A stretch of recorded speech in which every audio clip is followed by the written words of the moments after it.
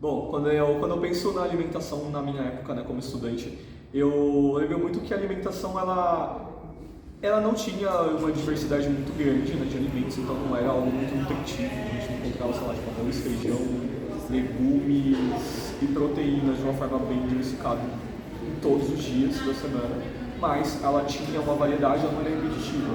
Mas eu não entendo também que talvez ela tivesse um acompanhamento nutricional, né? Embora tivesse frutas, legumes, em alguns dias não eram em todos.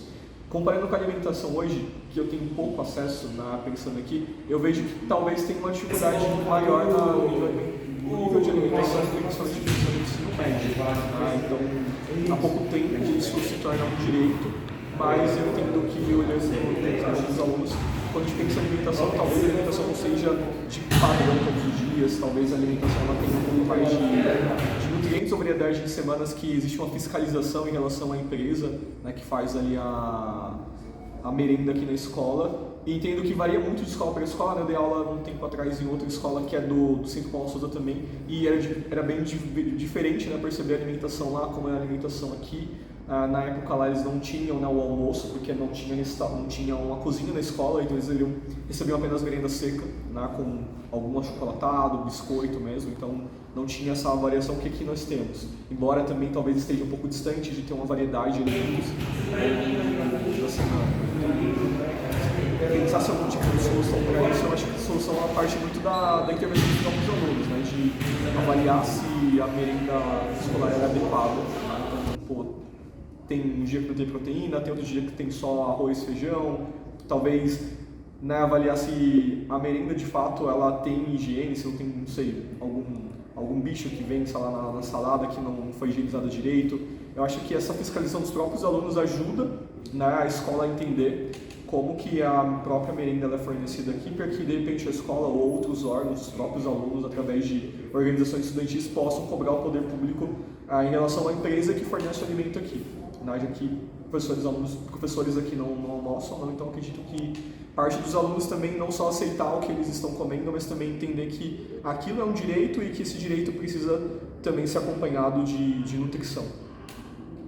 Quando a gente pensa o termo de acessibilidade, pensa que quando eu olho para trás, né, no tempo, a escola o bairro que eu morava não tinha boas escolas, assim. Eu acabei estudando em uma escola que ela era razoavelmente legal, ela não era muito longe da minha casa, eu ia a pé, tinha bons professores, alguns professores eram formados em universidades legais, como a Fundação, como a Federal, e eu tinha uma professora que ela era, né, trabalhando também na Petrobras durante o tempo que dava aula de matemática. Então, quando eu penso a questão de acessibilidade à escola, pensando em escola regular, na minha região eu tinha uma variedade de escola regular, algumas, né, tinham característica de ter menos violência do que outras, então eu acabei numa escola que era um pouco mais tranquila e que os professores eram bons professores. Não tinha falta, né, de professores assim como em outras escolas. Eu acho que isso é uma exceção, na verdade, do que uma regra. Mas eu tive, por exemplo, que sair do meu bairro, que era, né, um bairro não tão afastado do centro, mas razoavelmente a uns 6, 7 quilômetros para poder fazer ET, por exemplo, né, que é fazer um curso técnico. Então, quando eu olho para a questão de acessibilidade e a qualidade do ensino, percebo que quanto mais distante do centro, menos qualidade das escolas tinham, menos apoio à infraestrutura, menos professores também tinham interesse em se deslocar até os lugares mais longe do centro, que também se tornariam lugares mais periféricos, não automaticamente, né, lugares mais violentos, mas em algumas regiões sim com algum nível de violência, né? Então isso distanciava alguns professores, principalmente professores que tinham, né, melhor pontuação ou mais experiência desses espaços. Então, observando a dinâmica entre qualidade de ensino na região, a gente vai perceber que isso varia muito. Acho que eu tive sorte de ter bons professores. O bairro que eu morava, não posso dizer que era um dos bairros mais perigosos de São Bernardo, mas ele também não era um bairro tão pacífico. Acho que a proximidade, de fato, com o centro gerava essa possibilidade de ter professores que conseguiam se deslocar para lá. Não era, obviamente, uma regra se a gente for pensar toda a região de São Bernardo. E óbvio que quando a gente começa a pensar em escola técnica, as escolas vão estar mais próximas do centro, né, onde tudo está circulando ao redor. Quando a gente pensa possibilidade de deslocamento e transporte, acesso a outros serviços como saúde, shoppings, né? Então a gente observa que a ETEC Lauro Ramos, por exemplo, está ao lado, né, da prefeitura, está numa região bem localizada. A gente olha para a Júlio de Mesquita em Santo André, também uma região muito bem localizada. E aí a gente vai olhando para cada vez mais distante desses espaços, né, cada vez menos escolas com com qualidade, com infraestrutura e também a gente vai observando também a dificuldade dos professores se deslocarem para essas regiões. E quando a gente pensa também em transporte, acessibilidade, qualidade, a gente tem que falar de transporte. E quando eu me desloquei para cá, na época que eu era aluno, tinha uns 15, 16 anos, eu pagava meia tarifa. Então, observar que ao longo do tempo a gente teve um avanço, teve uma luta dos estudantes para garantir um passe livre. Isso também democratiza mais a escola e o acesso à educação. Então, eu pude me deslocar no passado, vocês conseguiram pagar ali a meia tarifa para eu vir e voltar para cá, mas outros colegas meus não podiam, não tinham essa possibilidade. Então, eu vejo que hoje o passe livre ele é uma plataforma de acesso à ampliação desse nível de educação que as pessoas possam agora acessar, independentemente talvez do quão longe possa ser, pelo menos a barreira do transporte pelo pagamento ela é um pouco menor hoje, obviamente a gente vai pensar que a distância vai influenciar, talvez a quantidade de sono que um estudante que mora mais distante da escola acabe tendo durante a semana em relação ao estudante que está um pouco mais próximo, mas eu entendo que a gente tem caminhado para um ambiente um pouco mais democrático, pelo menos no acesso da escola em relação ao transporte. Então, na minha opinião, é a pior desgraça que alguém poderia inventar. Não que o ensino médio, do jeito que era, estava bom. Mas é assim, eles cortaram história, geografia, filosofia, tem turmas que não tem biologia, não tem química e não tem física no terceiro ano. E eles fizeram isso porque eles querem criar mão de obra. Não gente para pensar, não gente para questionar. Então o que acontece? Eles fazem um ensino médio no molde que as grandes empresas desejam. Eles não estão interessados que o aluno seja um cidadão. Eles não estão interessados que o aluno tenha uma visão ampla da sociedade, do mundo que o cerca, inclusive do mundo do trabalho. Eles não querem gente que fique pensando, eles querem gente que obedeça. E esse ensino médio, do jeito que ele foi pensado, é uma catástrofe. Mesmo os remendos que estão sendo feitos agora são remendos, não é um plano, não é um projeto, é para você evitar que o ensino médio, que era ruim, que ficou péssimo, pelo menos tenha um tipo de currículo que atinja o mínimo de objetivos. Por exemplo, um primeiro ano geral, ele vai ter todas as matérias, e no caso da ET, ele teria um ensino médio durante o dia inteiro e no primeiro ano com um tempo reservado para ele ter algumas noções de mecatrônica, de física, de administração, de química, porque aí o aluno teria uma ideia do que é cada área. Do jeito que está agora, o cara presta vestibulinho, ele entra num curso, ele não gosta e ele está amarrado naquele curso.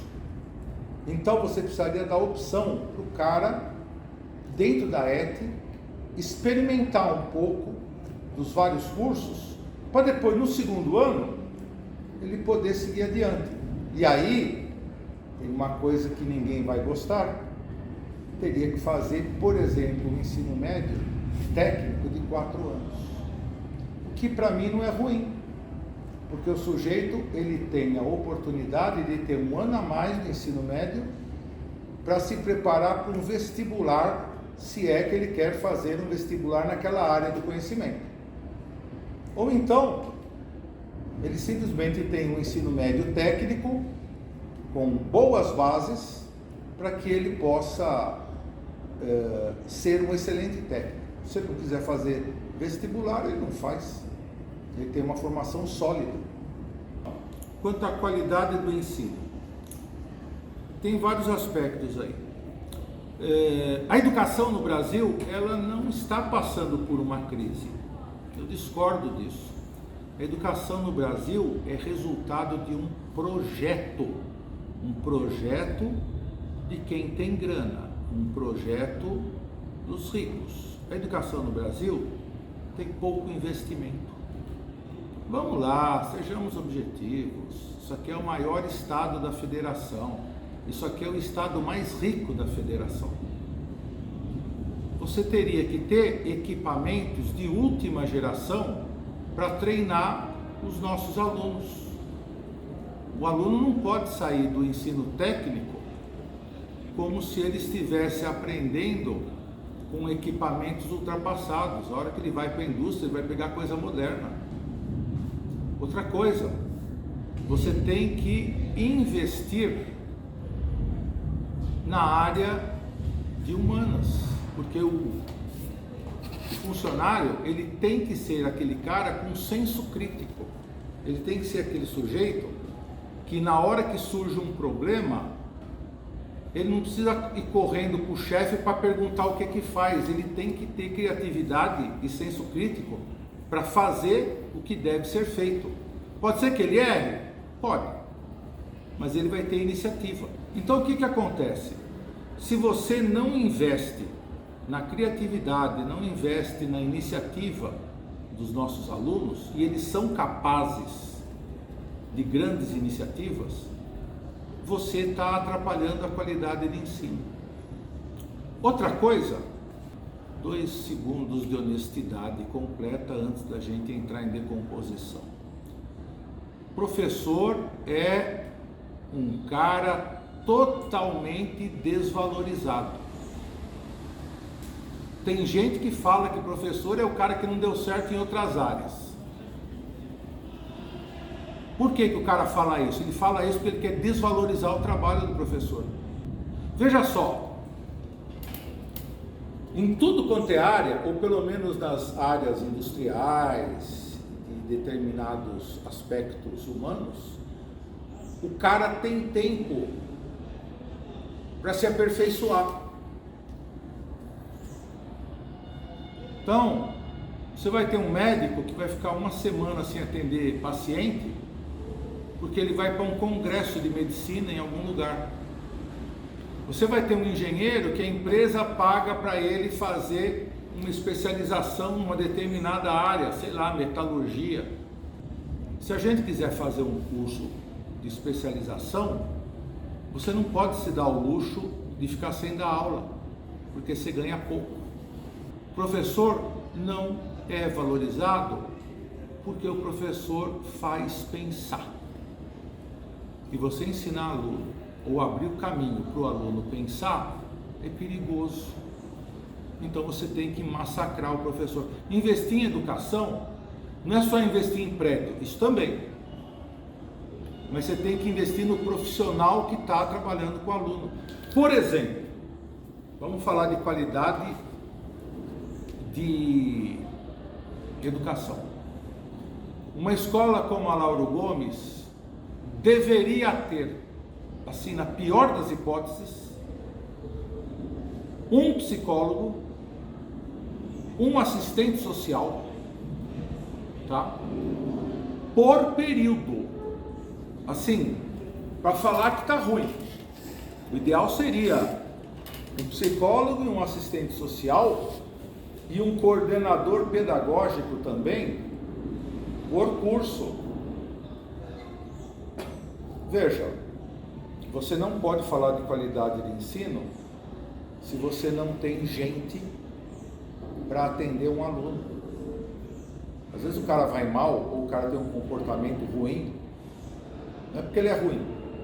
Às vezes está acontecendo alguma coisa na casa dele. Ele vai falar com quem? Ele vai falar com o colega dele. Então você precisa ter gente para dar apoio. Gastar dinheiro em educação é gasto? Não, é investimento. Investimento no futuro. Eu tenho uns colegas que trabalham em formação de professores. Eles trabalham numa determinada empresa e aí a prefeitura, o estado, contrata esses colegas meus para ir lá dar formação para os professores. Esses colegas, num determinado momento, eles foram dar formação para professores de uma cidade lá no Ceará. Uma escola técnica da cidade lá no Ceará. Primeira coisa, chegou lá, a escola toda tem ar-condicionado. Eu não estou falando que o ar-condicionado faz diferença, mas para dizer, como é que você vai fazer um cara ficar o dia inteiro na escola se o cara está derretendo dentro da sala de aula? Segundo, eles têm acompanhamento vocacional. Por quê? Porque o cara pode estar fazendo um curso de química, pode estar fazendo um curso de arquitetura, e ele pode descobrir que aquilo lá não é o ideal para ele. Então tem que ter gente para ajudá-lo a descobrir o que ele quer. E que tal que o cara está fazendo eletrônica e o cara descobriu que o negócio dele é que ele quer ser artista? Então você tem que ter gente para dar assessoria, coisa que o professor não consegue fazer, porque ele dá 40 aulas, 40 aulas, 40 aulas, com 40 alunos, 40 alunos, 40 alunos. Então, quando você está falando em investir, você tem que investir em equipamento, sim. Esse estado tem dinheiro para isso. Aliás, vamos lembrar que o atual governador acabou de reduzir em 25% o orçamento de educação para gastar em outras áreas. Tá? Você tem que investir em equipamento, você tem que investir em logística, você tem que investir no bem-estar do aluno. O governo federal agora vai, entre 2024 e 2026, o governo federal vai soltar para estados cerca de 12 bilhões de reais para serem gastos em escola de tempo integral. Por que aqui em São Paulo estão diminuindo o número de horas aula? A ET antes só tinha tempo integral. Agora a ET tem tempo integral, tem tempo parcial. Bom, no começo foi bem difícil me adaptar à ETEC, porque eu estudava meio período no SESI, estudava só de manhã, saía meio-dia e 20. Daí foi bem difícil ter que começar a ficar integral até 5 horas da tarde, e pelo fato também de ser bem longe da minha casa. Então no começo foi muito difícil a adaptação, mas eu consegui me adaptar tranquilo.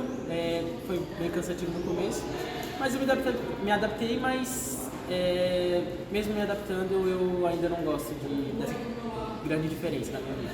Ano passado, eu não lembro direito, veio nutricionistas do governo para perguntar para nós alunos o que a gente preferiria, o que seria melhor para a gente, tentando ter essa inclusão maior. E eu acredito que a alimentação aqui na ETEC é um pouco sim melhor, mas não muda tanto quanto a minha antiga escola. Eu acho que está ali no mesmo patamar. Na ETEC você pode ter muita aula vaga aqui. Você entra, por exemplo, às 7 horas da manhã e só vai ter aula 9. Na minha escola você entrava às 7 e tinha aula até meio de 20. E os professores também, eles estavam lá para ensinar. Tipo, todos os professores iam e davam conteúdo. Porém,